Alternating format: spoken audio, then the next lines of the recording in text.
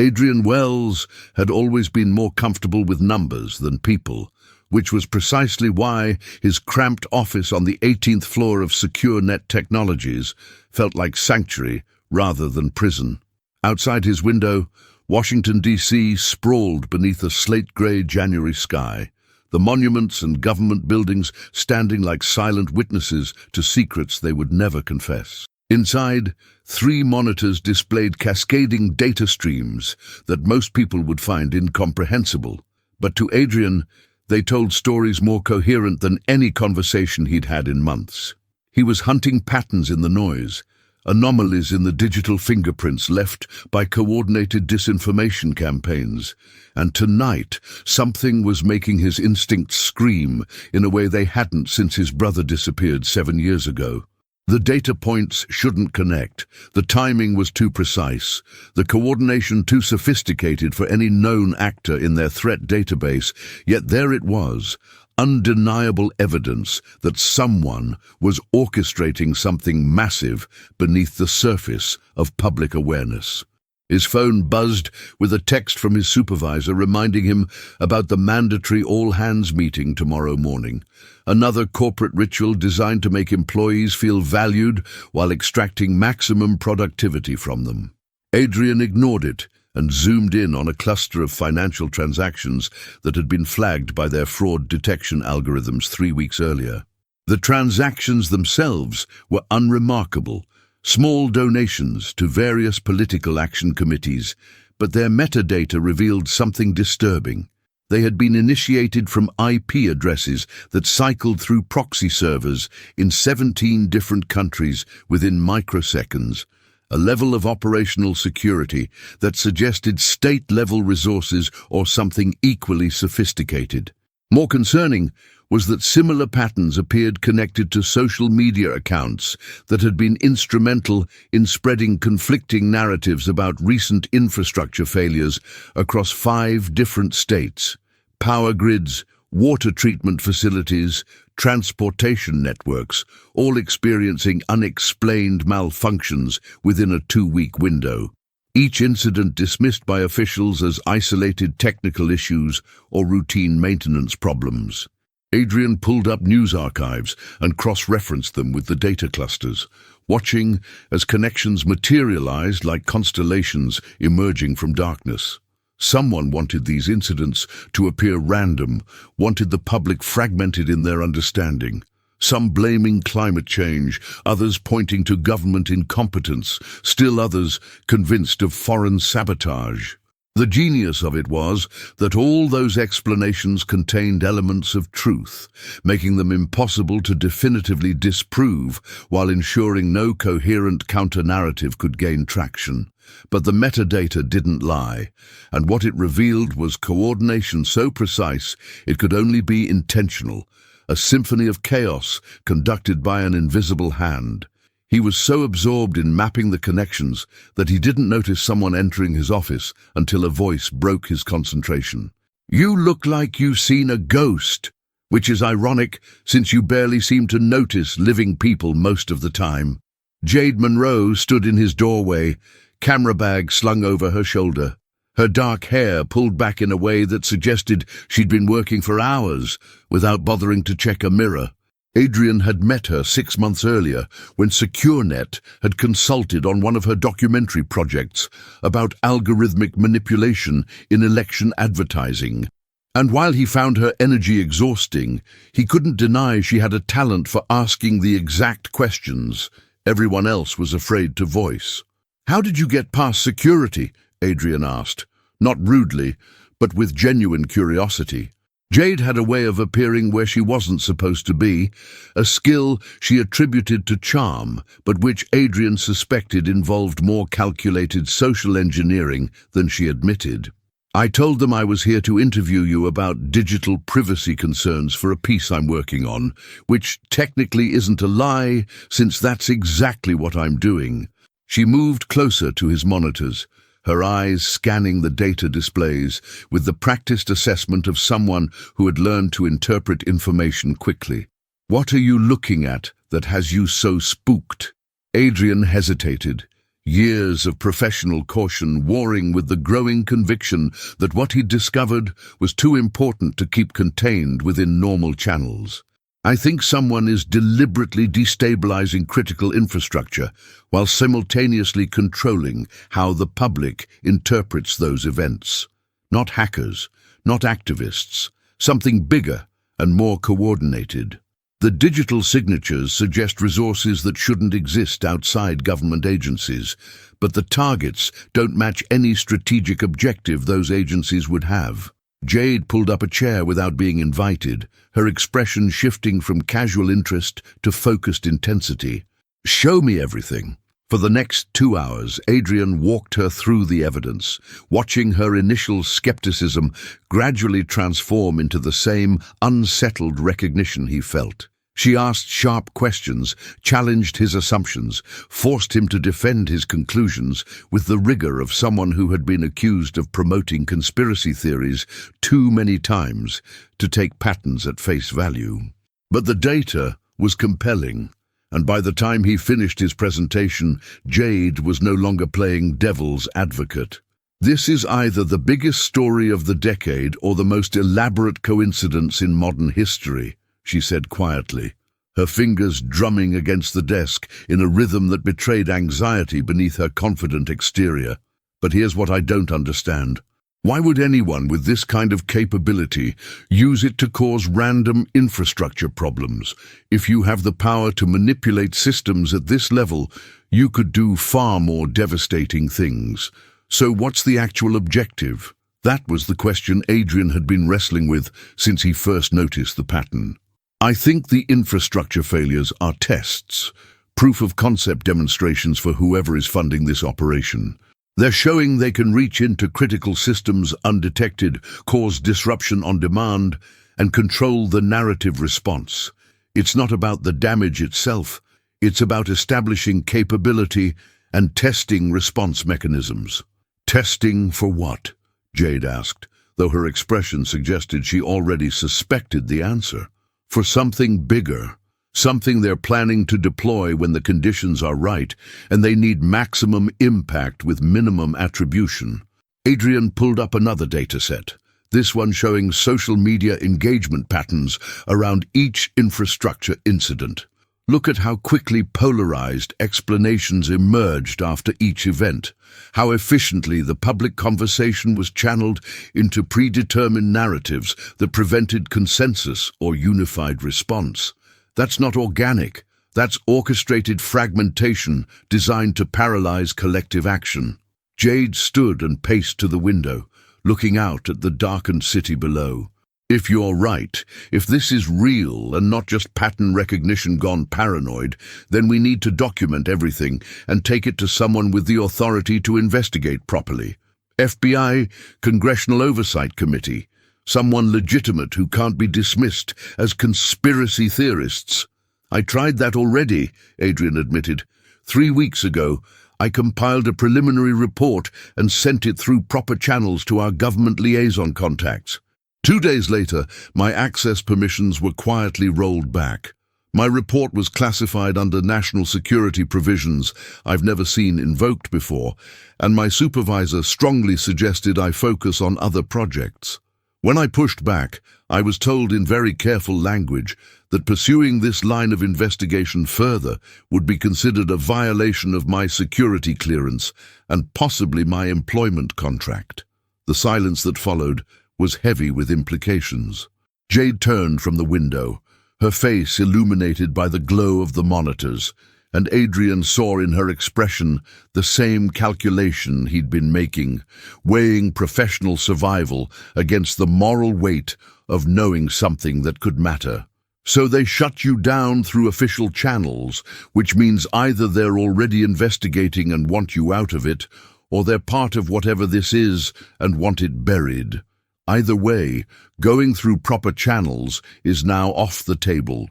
"Nah, which is why I haven't contacted you officially," Adrian said. "If I'm wrong, I've just destroyed my career for nothing. If I'm right and we pursue this, we're putting ourselves in opposition to something with the resources to make people disappear into bureaucratic black holes where nobody will find them or believe what they say. Jade returned to her chair and met his eyes with an intensity that made him uncomfortable. 7 years ago, your brother vanished while investigating financial irregularities at a defense contractor, and despite a missing persons investigation that technically remains open, no trace of him was ever found and no satisfactory explanation was ever provided. You've spent every day since then looking for patterns that might explain what happened to him, which is why you're better at this than anyone else at your company, but also why your judgment might be compromised by personal trauma. So before we go any further, I need you to be absolutely honest with me. Is this about uncovering a genuine conspiracy, or is this about finding answers to questions that have been tormenting you for 7 years? The question hit harder than Adrian expected, forcing him to confront motivations he'd been carefully not examining too closely. I don't know, he said finally, the admission costing him more than he wanted to acknowledge. Maybe both. Maybe the reason I can see this pattern is because I've been trained by grief to look for connections everyone else misses. But that doesn't make the pattern less real. The data exists independently of my interpretation. Fair enough, Jade said. Then here's what we do. I have contacts in independent journalism, people who've built careers on investigating stories the mainstream media won't touch because they're too complicated or too uncomfortable. We document everything you've found, build an airtight case that can withstand the inevitable attempts to discredit it, and we prepare for the possibility that exposing this will make us targets. But we do it carefully, methodically, and we don't publish anything until we're absolutely certain we can defend every claim we make. Agreed. Adrian looked at his monitors, at the patterns that had consumed his attention for weeks, at the digital breadcrumbs leading toward truths that powerful people clearly wanted to remain hidden. He thought about his brother, about unanswered questions and official explanations that had never quite made sense, about the possibility that pursuing this might finally provide the closure he'd been seeking, or might simply add his own name to the list of people who had asked the wrong questions and paid for it. The smart choice would be to walk away, to accept the boundaries that had been imposed, to return to the comfortable predictability of his carefully controlled existence. But Adrian Wells had stopped being comfortable the day his brother disappeared, and 7 years of searching had taught him that some truths demanded to be spoken regardless of the cost. He extended his hand to Jade, sealing a partnership that would change both their lives in ways neither could yet imagine, and together they began the work of unraveling a conspiracy so deeply embedded in American power structures that exposing it might require them to sacrifice everything they'd built in service of a truth the world might not be ready to accept. 3 weeks into their investigation, Adrian and Jade had transformed his apartment into a makeshift operations center that would have made his SecureNet supervisors deeply uncomfortable. The walls were covered with printed timelines, photographs of key players in various industries, and network diagrams showing connections between corporations, political figures, and the infrastructure incidents they were tracking. Jade had contributed her documentary filmmaker sensibility to the organization, creating a visual narrative that made the abstract data points Adrian worked with into something concrete and comprehensible. They worked in complementary shifts, Adrian mining datasets during late nights when SecureNet's monitoring systems were less likely to flag unusual queries, Jade conducting interviews and gathering corroborating evidence during daylight hours when people were more willing to talk. The partnership had settled into an unexpectedly effective rhythm, though they still clashed regularly over methodology, Adrian insisting on exhaustive verification, while Jade pushed for faster progress before trails went cold. The breakthrough came from an unexpected source. Jade had been interviewing former employees of Stratton Analytics, a data mining company that had been acquired by a larger tech conglomerate 6 months before the first infrastructure incident.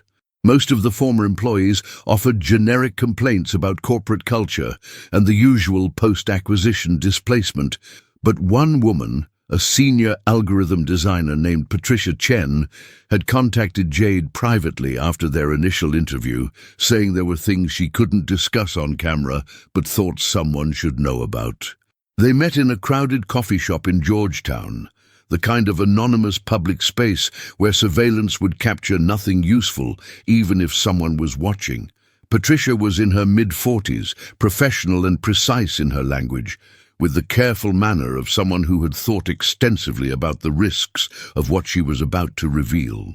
Before the acquisition, we were developing predictive models for infrastructure vulnerabilities, Patricia explained, her voice barely audible above the ambient noise of the cafe. The official purpose was to help utilities and transportation networks identify weak points before failures occurred, but about 8 months before we were acquired, the project parameters changed. We started incorporating social media sentiment analysis, media consumption patterns, political affiliation data, basically anything that could predict how different demographic groups would respond to various crisis scenarios. When I asked why an infrastructure prediction model needed that kind of social engineering component, I was told it was about optimizing emergency communication strategies. Adrian leaned forward, his mind already racing through implications. But emergency communication doesn't require predictive modeling of polarized responses.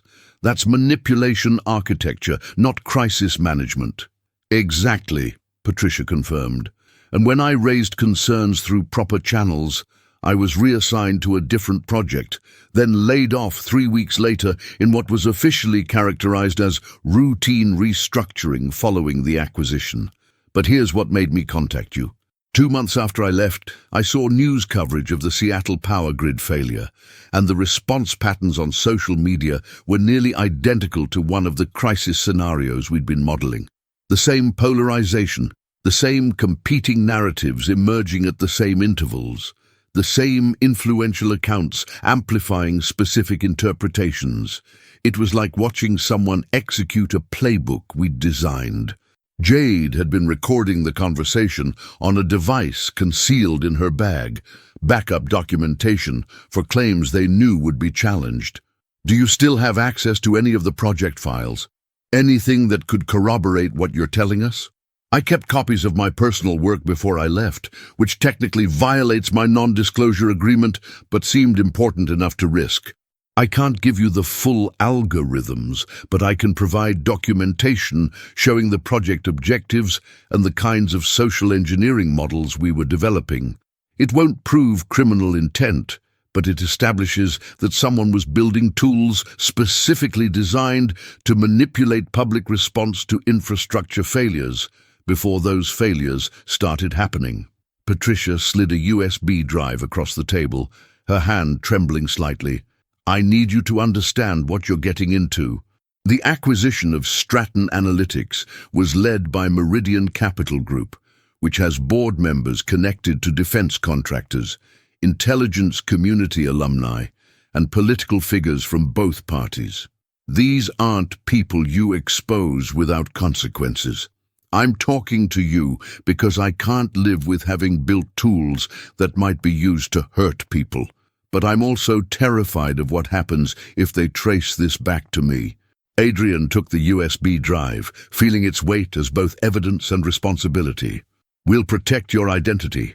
Everything you've given us will be anonymized in our documentation, and we won't publish anything until we have corroboration from multiple independent sources.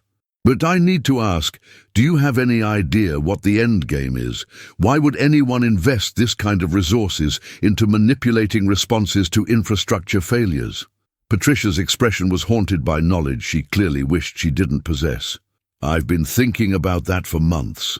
The only explanation that makes sense is that someone is preparing for a larger operation, something where they need the population divided and unable to form consensus about what's really happening. If you can convince half the country that a crisis is a natural disaster while the other half believes it's a political attack, you paralyze collective response. People waste energy fighting each other instead of identifying and addressing the actual threat.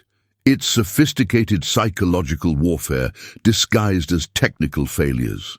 They talked for another hour, Patricia providing technical details about the algorithms and Adrian cross-referencing them with patterns he'd identified in his own analysis.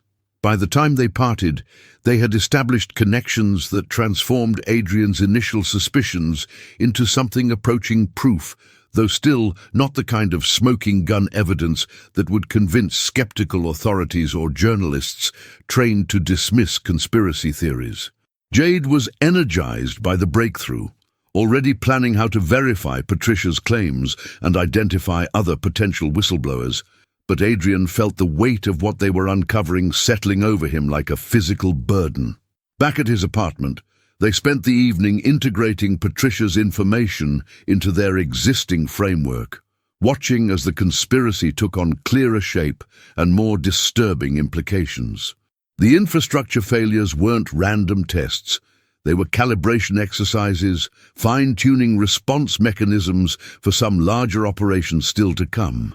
The social media manipulation wasn't opportunistic propaganda. It was precisely engineered psychological operations designed to fragment collective understanding and prevent unified response.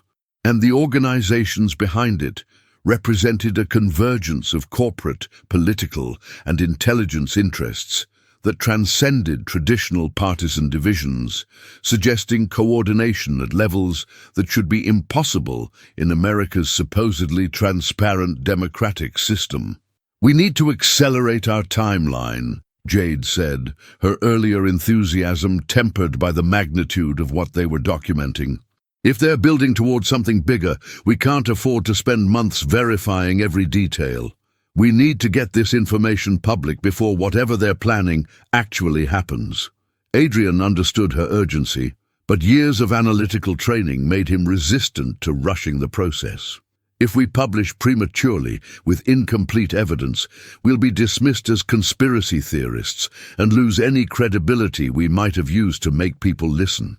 We need more corroboration, more whistleblowers, more documentation that can survive the inevitable attacks on our credibility. And while we're being careful and thorough, they're getting closer to whatever their objective is," Jade countered.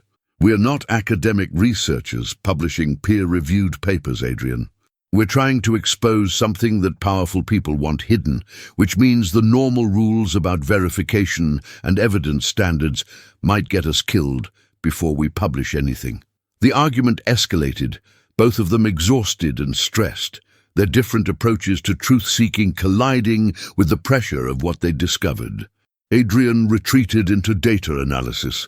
Jade worked her network of contacts more aggressively, and the partnership that had seemed so effective weeks earlier began showing signs of strain under the weight of mounting paranoia and conflicting priorities. But even as they disagreed about tactics, neither could deny that they were committed to seeing this through, that having glimpsed the machinery operating beneath the surface of American democracy, they couldn't unsee it or pretend it didn't matter. Late that night, alone in his office while Jade was out conducting interviews, Adrian received an encrypted message through a channel he'd set up for anonymous tips. The message was brief and chilling. "You're asking questions about things you don't understand. The patterns you see are real, but the conspiracy you imagine is incomplete. If you want the truth, stop looking at the infrastructure and start examining who benefits from the chaos. You have less time than you think. It was unsigned and untraceable, routed through so many proxy servers that identifying the sender would be impossible." Adrian stared at the message, trying to determine if it was a warning from an ally or misdirection from an enemy, and realized that at this stage of the investigation, those categories might be meaningless. Everyone had agendas, everyone was playing angles, and truth had become a commodity traded by people whose definitions of it might be fundamentally incompatible with his own. He forwarded the message to Jade with a note asking what she thought it meant. Her response came back within minutes. "It means we're getting close enough to matter, and it means someone is watching close enough to know exactly what we're investigating. Be careful, Adrian. We're way past the point where this is just academic research." He looked around his apartment, at the evidence-covered walls and the computer systems that had become his window into hidden power structures, and felt the isolation of his position more acutely than he had in years. Since his brother's disappearance, Adrian had built a life of careful boundaries and controlled interactions, protecting himself from the vulnerability of genuine connection. But this investigation had dragged him into collaboration with Jade, had forced him to trust someone with information that could destroy him, and in doing so had awakened something he'd thought he'd successfully buried, the capacity to care about outcomes beyond his own survival. The next morning brought news that validated their worst fears.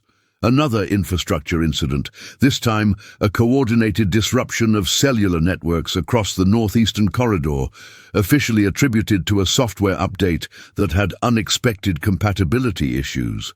But Adrian's monitoring systems picked up the familiar signatures immediately: the precisely timed manipulation, the coordinated social media response, the polarized narratives emerging with suspicious efficiency. This incident was bigger than the previous ones, affecting millions of people, and the public response was proportionally more intense and more divided. He called Jade immediately, and they spent the day documenting the event in real time, watching as the conspiracy they'd been investigating executed its latest operation with refined precision. "This is escalation," Jade said, her voice tight with controlled panic. "They're not testing anymore. They're implementing. Whatever the endgame is, it's starting now."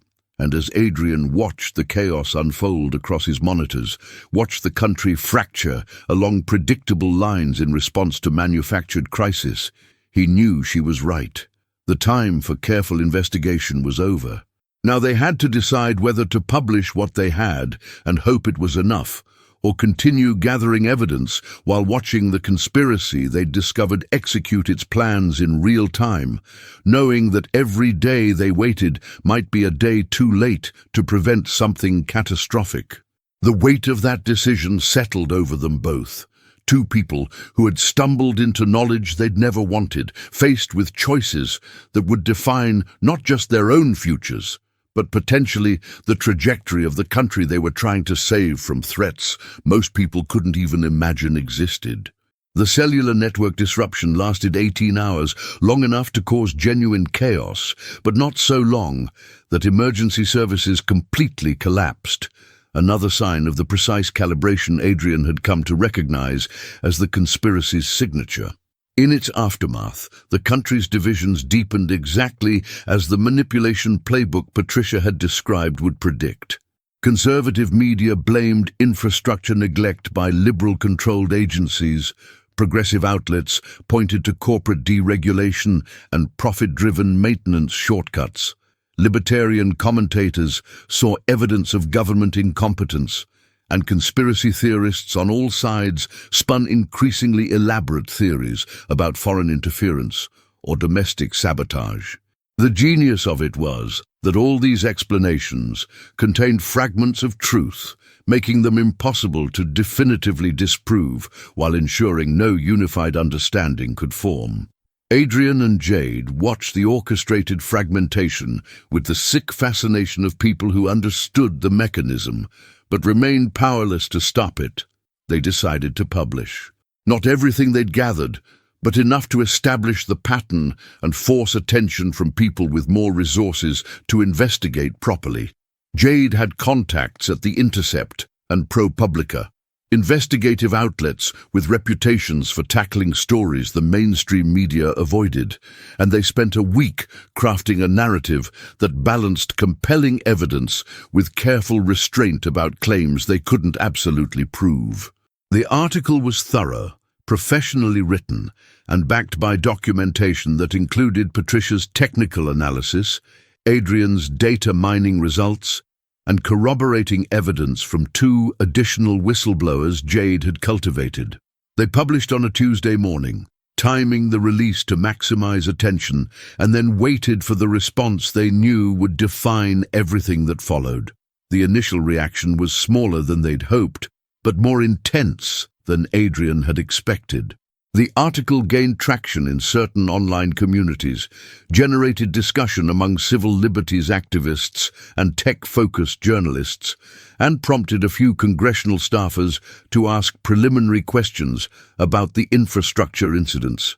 But it didn't explode into mainstream consciousness the way Jade had hoped, didn't force the kind of immediate reckoning that would make them safe through visibility.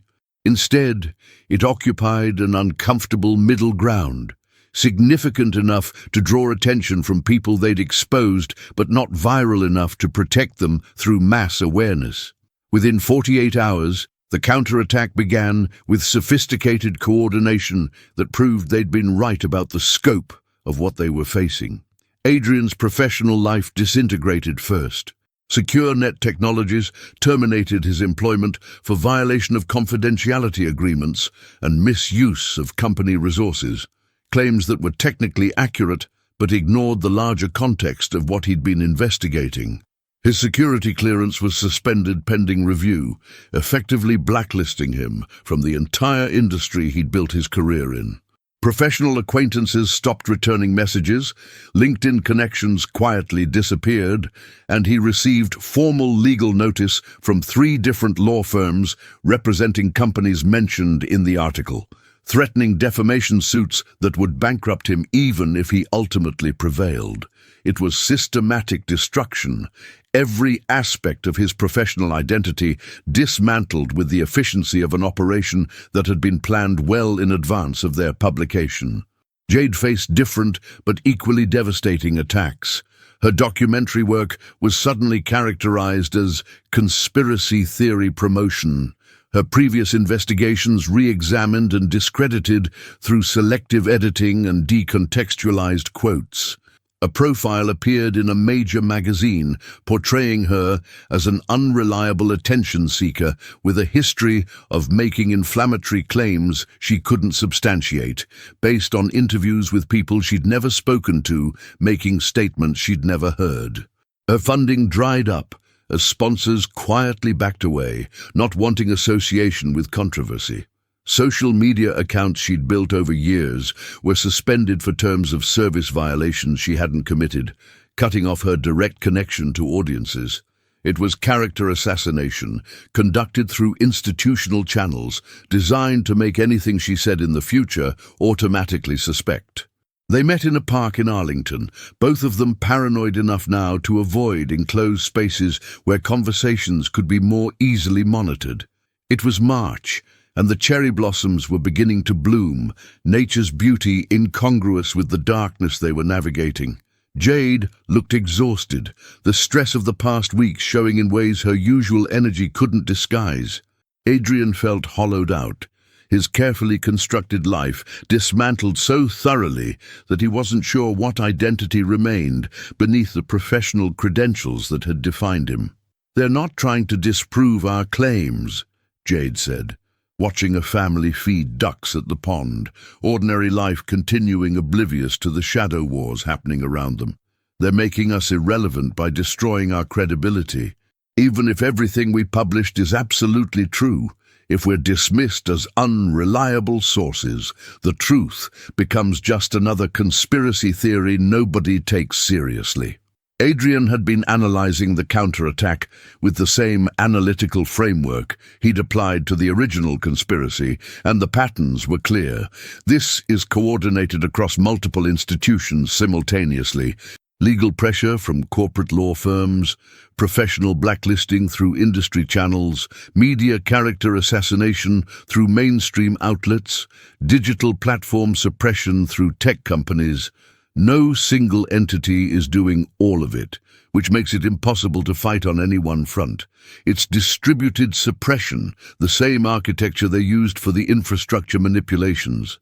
"So what do we do?" Jade asked, and Adrian heard the defeat creeping into her voice, the erosion of the confidence that had made her such an effective investigative journalist. We can't publish more evidence because nobody will take it seriously coming from us. We can't go to authorities because they're either complicit or powerless. We can't even warn people effectively because we've been successfully marginalized as unreliable sources. We exposed the conspiracy, and it destroyed us without even having to deny what we said. They sat in silence, watching the city move around them, each processing the magnitude of their failure and the cost of their attempt at truth-telling. Adrian thought about his brother again, about the questions that had driven this entire investigation, and wondered if this was what had happened to him too, whether he'd discovered something that made him dangerous and been eliminated not through violence, but through institutional destruction, so complete that nobody would listen to anything he said. The circular nature of it was almost elegant. Reveal the truth and be discredited for doing so, creating a self-reinforcing system where the more accurate your claims, the more thoroughly you're marginalized. Adrian's phone buzzed with another anonymous message, and he almost didn't check it, exhausted by the paranoia of trying to determine which communications were genuine and which were manipulation. But something made him look, and what he saw changed everything. The message contained a video file, encrypted but with decryption instructions included. He showed it to Jade, and they found a quiet corner of the park where they could watch it on his phone without others seeing the screen. The video was footage from what appeared to be a corporate boardroom. 8 people Adrian didn't recognize, discussing the infrastructure operations with the casual professionalism of executives reviewing quarterly results. They talked about the cellular disruption like it was a successful product launch, analyzed the social fragmentation metrics like marketing data, and discussed next phases with the detached language of people who saw public chaos as business opportunity. "This is proof," Jade whispered, her earlier defeat transforming into desperate hope. "This is executives discussing the conspiracy as if it's just normal business operations. If we can verify the identities of these people, if we can establish the authenticity of this footage, this is the smoking gun we needed." But Adrian was focused on a different aspect of the video, on something the executives mentioned that made his blood run cold. Listen to what they're saying about the next phase. They're talking about a coordinated event that makes the previous operations look like preliminary tests. Something involving financial systems and political crisis simultaneously, designed to create enough chaos that emergency measures would be welcomed rather than questioned. And they're discussing timing around the next election cycle, using the instability to justify changes to voting procedures and oversight mechanisms. The implications settled over them with sickening weight. This wasn't just about manipulating responses to infrastructure problems. This was about engineering a crisis substantial enough to justify fundamental changes to how American democracy functioned, all while ensuring the population was too divided and confused to mount effective resistance. It was a coup disguised as crisis management, a power grab dressed up as emergency response, and it was being executed by people who understood that 21st century authoritarianism didn't require military takeovers, just sufficient chaos to make people grateful for any authority that promised stability. "Who sent us this?" Jade asked, the same question Adrian had been wrestling with. Why would anyone on the inside leak something this damaging? Either someone with a conscience who can't live with what's being planned, or someone playing a different game who wants us to expose this particular operation for reasons we don't understand. But it doesn't matter. We can't sit on this. Whatever their agenda is, this information is too important to suppress based on paranoia about the source's motivations. They spent the next week verifying the video's authenticity, using every resource they had left, and calling in favors from the few professional contacts who hadn't abandoned them. The footage was genuine, recorded approximately 6 weeks earlier in a conference room that belonged to Meridian Capital Group, the same investment firm Patricia had identified as central to the conspiracy.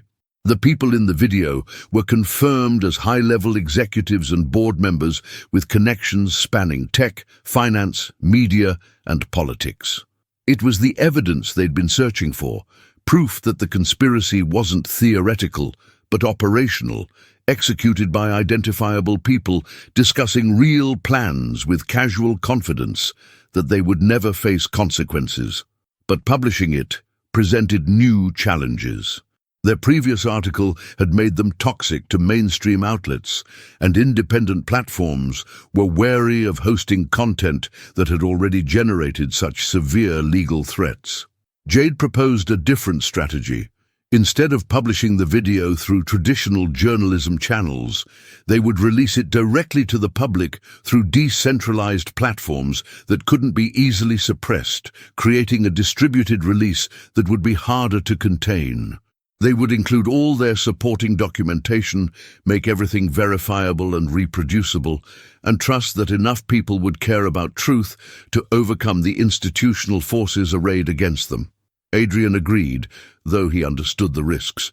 Direct release meant no editorial oversight, no institutional backing, nothing but their own credibility standing behind claims that would be immediately attacked by sophisticated disinformation campaigns. But they'd already lost their professional credibility through the attacks following their first publication, which paradoxically freed them to take risks that would have been unthinkable before. When you have nothing left to lose, the calculations about prudence change dramatically. They prepared the release with the thoroughness of people who understood this would be their last opportunity to make the evidence matter. Encrypted backups, dead man switches in case something happened to them, coordinated distribution across multiple platforms simultaneously, even physical copies delivered to specific journalists and activists who might continue the investigation if the digital release was successfully suppressed. It was guerrilla journalism, the kind of asymmetric information warfare that emerging technologies made possible, but which traditional institutions hadn't yet learned to counter effectively. On a rainy Thursday in April, they triggered the release, and then watched as their carefully documented conspiracy exploded into public consciousness with a velocity that exceeded their most optimistic projections. The video was undeniable, the supporting evidence was comprehensive, and the implications were frightening enough that even people conditioned to dismiss conspiracy theories couldn't ignore what they were seeing. Within hours, it had been viewed millions of times, shared across every platform, discussed on news programs that had previously ignored their work. The counterattack came immediately, attempts to discredit the video's authenticity, claims it was deep-fake manipulation, legal threats, platform suppression, but the distributed nature of the release and the verification systems they'd built made it impossible to contain. The truth, once released with sufficient documentation and velocity, proved harder to suppress than the conspiracy's architects had anticipated. Adrian and Jade watched from a safe house Jade had arranged, exhausted and terrified, but also grimly satisfied that they'd managed to make it matter, that the secrets they'd uncovered had finally reached enough people that institutional suppression couldn't stuff them back into darkness. The cost had been enormous, their lives fundamentally altered, their safety permanently compromised, but the conspiracy they'd exposed was now public knowledge, and whatever happened next would happen with at least some portion of the population aware of the machinery operating beneath the surface of official narratives. The aftermath of the video release was chaotic in ways that defied Adrian's analytical frameworks and challenged Jade's cynicism about institutional response. Congressional investigations were launched, though their sincerity remained questionable given how many legislators had connections to the entities implicated. The FBI announced inquiries into the infrastructure incidents, framing them as potential domestic terrorism rather than acknowledging the corporate and political coordination the evidence suggested. Media coverage was predictably polarized, some outlets treating the revelations as vindication of long-suspected corruption, while others dismissed it as overblown conspiracy theory based on selectively edited footage and unreliable sources. But beneath the official responses, something more significant was happening. Public trust in institutions that had seemed unshakable was fracturing. People were questioning narratives they'd previously accepted without examination, and the consensus reality that made coordinated manipulation possible was beginning to dissolve. Adrian and Jade remained in hiding, moving between safe houses arranged through networks of activists and journalists who understood the risks of what they'd exposed. They gave interviews remotely, participated in online forums, provided documentation to investigators, but avoided physical locations where they could be easily targeted by people who wanted them silenced. The attacks on their credibility continued, more sophisticated now, incorporating deepfake videos of them making statements they'd never made, fabricated evidence of financial impropriety, allegations of foreign intelligence connections designed to make anything they said automatically suspect. It was information warfare conducted at levels of sophistication most people couldn't comprehend, and surviving it required constant vigilance and the kind of paranoia that takes a psychological toll, even when justified. 3 months after the release, they met with a congressional investigator in a location chosen for its security and anonymity, a government office building where their presence wouldn't draw attention. The investigator was a woman in her 50s named Sarah Martinez, a career prosecutor with a reputation for taking on cases others considered too politically complicated. She had reviewed all their evidence, interviewed corroborating witnesses, and conducted independent verification of their claims. What she told them was simultaneously validating and deeply frustrating. "Everything you've documented is real," Martinez said, her tone professional but sympathetic to the position they were in. "The coordination between these entities, the manipulation of infrastructure, the systematic preparation for larger operations, all of it checks out. But here's the problem. The people you've exposed operated within legal gray areas that make prosecution extremely difficult. They didn't hack systems in ways that clearly violate computer fraud laws. They exploited access they technically had authorization to use. They didn't coordinate explicitly in ways that constitute criminal conspiracy. They operated through legitimate business relationships and contractual arrangements. And the social media manipulation falls under protected speech, unless we can prove direct incitement to violence or other narrow exceptions. What they did was unethical, anti-democratic, and dangerous, but it wasn't clearly illegal under current statutes." Adrian felt the familiar frustration of discovering that the truth didn't automatically produce justice, that exposure didn't necessarily lead to accountability. So they get away with it. They engineer a systematic attempt to destabilize American democracy, and there are no consequences because they were careful to operate within legal technicalities. "I didn't say no consequences," Martinez corrected. "There will be regulatory changes, enhanced oversight of infrastructure security, reforms to how data analytics companies operate, possibly new legislation around digital manipulation and crisis response protocols. But criminal charges against the individuals you've identified, that's going to be extremely difficult without evidence of explicit criminal intent that we can prove beyond reasonable doubt in court. And frankly, some of the entities involved have enough political connections that pursuing prosecution would require resources and political will that may not exist." Jade had been quiet through most of the conversation, but now she leaned forward with the intensity that made her such an effective interviewer. "What about the video we released? Those executives discussing the operations explicitly, planning future phases. How is that not proof of criminal conspiracy? Because conspiracy requires agreement to commit specific illegal acts," Martinez explained patiently. discussing hypothetical scenarios, analyzing social responses to events that did occur, even planning future business operations in sectors they have legitimate involvement in. None of that rises to criminal conspiracy without evidence they were specifically planning illegal actions. A good defense attorney would argue they were conducting scenario planning and risk analysis, which is standard business practice.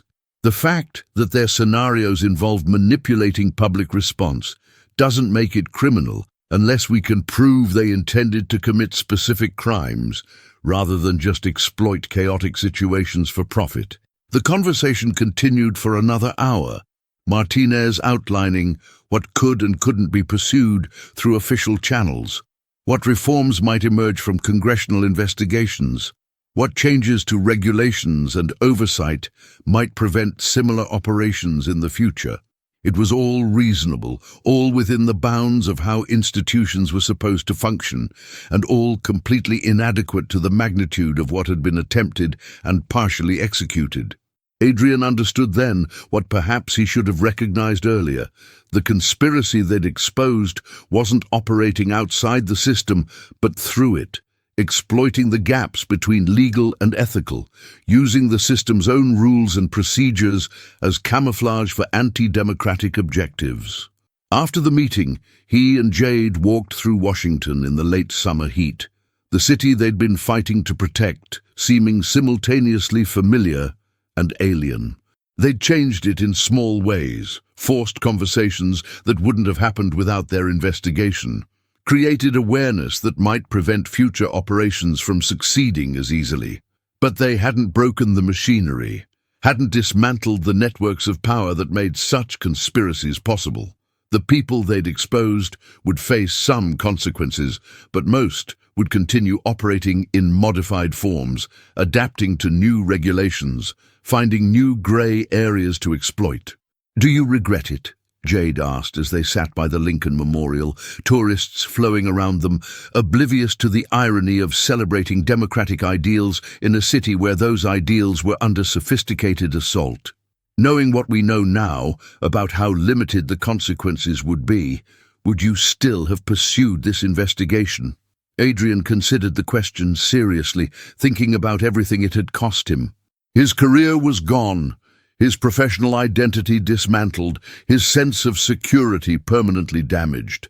He'd lost years of careful isolation, been forced into collaboration and vulnerability that still made him uncomfortable.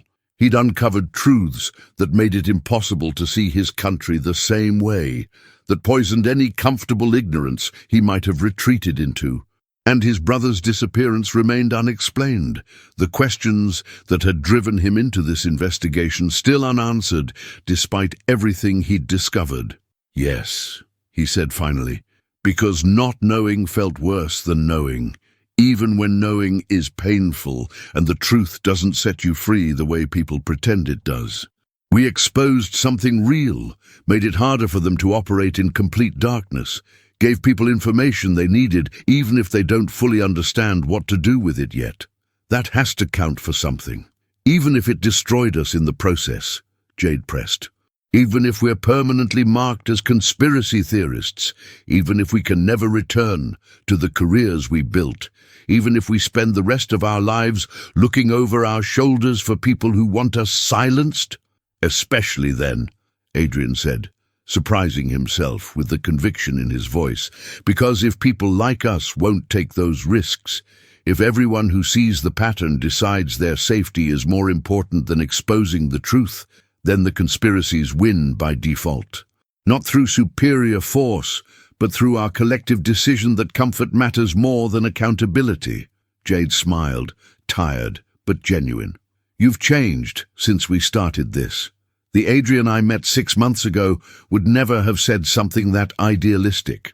The Adrian you met 6 months ago was hiding from life because engaging with it hurt too much," he admitted. "This investigation forced me out of that hiding, made me care about something beyond my own controlled existence. I still don't know what happened to my brother, still don't have the closure I was seeking, but I know now that some questions matter more than the pain of not having answers. And I know that isolation isn't protection, it's just a different kind of prison. They sat in silence as the sun set over the Potomac. Two people who had stumbled into knowledge they'd never wanted and paid prices they'd never anticipated, but who had nevertheless changed something that mattered. The conspiracy they'd exposed would adapt and continue in new forms. The struggle between transparency and hidden power would persist as long as human societies existed, but they'd fought well and honestly, and that had to be enough. In the weeks that followed, they began rebuilding in small ways. Adrian found work with a cybersecurity non-profit that valued his analytical skills and didn't care about his professional blacklisting. Jade partnered with independent filmmakers to document the broader implications of what they'd uncovered, using their experience as a case study in how modern information warfare operated. They remained in contact with investigators, provided testimony to congressional committees, served as sources for journalists continuing to examine the networks they'd exposed. It wasn't the triumphant vindication movies promised whistleblowers, wasn't the clear resolution that people wanted from stories about conspiracy and corruption. It was messy, incomplete, ongoing work that would continue for years without clear endpoints or simple victories. But sometimes late at night, when Adrian was alone with his thoughts and his data, he would pull up the anonymous message that had started everything, the warning that he was seeing patterns but not understanding the full conspiracy. He wondered who had sent it, whether they were an ally or an enemy, whether the truth he'd uncovered was the one they'd intended him to find, or just a layer concealing something deeper. The thought should have terrified him, should have sent him spiraling into paranoia about how much he still didn't know. Instead, it steadied him, reminded him that the work was never finished, that every answer revealed new questions, that the pursuit of truth was a process rather than a destination. One evening, as autumn colored the leaves and Washington prepared for another election cycle that would test the country's democratic resilience, Adrian received a final anonymous message through channels even more encrypted than before. It read simply, "You did well. The conspiracy you exposed was real, but it was also a test, a way to identify who could see the patterns and who had the courage to speak, despite the costs. Others are watching now, people who understand that the real battle is between those who think citizens should be governed and those who believe citizens should govern. Choose your next investigation carefully, because the forces you've made visible will be watching you as closely as their allies. And know that you're not alone in this fight, even when it feels that way. Some conspiracies are real, and some conspiracy theorists are heroes, and the trick is knowing which is which before the cost of being wrong becomes unbearable." Adrian stared at the message, trying to decide if it was encouragement or manipulation, warning or invitation, truth or just another layer of the labyrinth he'd been navigating. He forwarded it to Jade with a simple question. "What do you think this means?" Her response came back quickly. "It means the same people who understand how to orchestrate conspiracies also understand how to inspire resistance to them. It means we can't trust anything completely, not even our own instincts about who's helping and who's hindering. But it also means we were right, that this matters, that the work we did had impact beyond what we could measure. So we keep going, keep asking questions, keep documenting what we find, and we accept that we'll never have complete certainty about whose side anyone is really on, including sometimes our own." Adrian thought about that for a long time, about the implications of living in a world where the line between conspiracy and counter-conspiracy was deliberately blurred, where truth-seeking became its own kind of maze designed by people who understood that the real power wasn't in hiding information, but in making it impossible to distinguish signal from noise. It should have been paralyzing, that level of epistemic uncertainty, that recognition that even his own investigation might have been anticipated and manipulated by forces he couldn't fully perceive. Instead, it clarified something essential. The conspiracy they'd exposed was real, the evidence was solid, the impact was measurable even if incomplete. Whether that exposure served purposes beyond what they intended, whether they'd been useful idiots for some larger game they didn't understand, those questions couldn't be answered with certainty and therefore couldn't be allowed to paralyze action. All they could do was continue pursuing truth as honestly as their limited perspectives allowed, accepting that perfect knowledge was impossible while refusing to let that impossibility become an excuse for inaction. He thought about his brother one final time, about the disappearance that had driven him into this investigation, and realized with surprising clarity that he would probably never know exactly what had happened. But he knew now that his brother had been asking questions that threatened powerful interests, that he'd been eliminated through mechanisms designed to make such eliminations appear routine and insignificant. That knowledge didn't provide closure in any satisfying sense, but it honored his brother's memory by continuing the work he'd started, by refusing to accept official narratives when evidence suggested darker truths. Adrian Wells had started this journey as an isolated analyst, looking for patterns that might explain personal tragedy. He ended it as someone who understood that some conspiracies were too real to ignore, that exposing them required sacrifices most people weren't willing to make, and that the only meaningful response to living in a world of orchestrated chaos was to document it honestly and trust that enough people still cared about truth to make that documentation matter.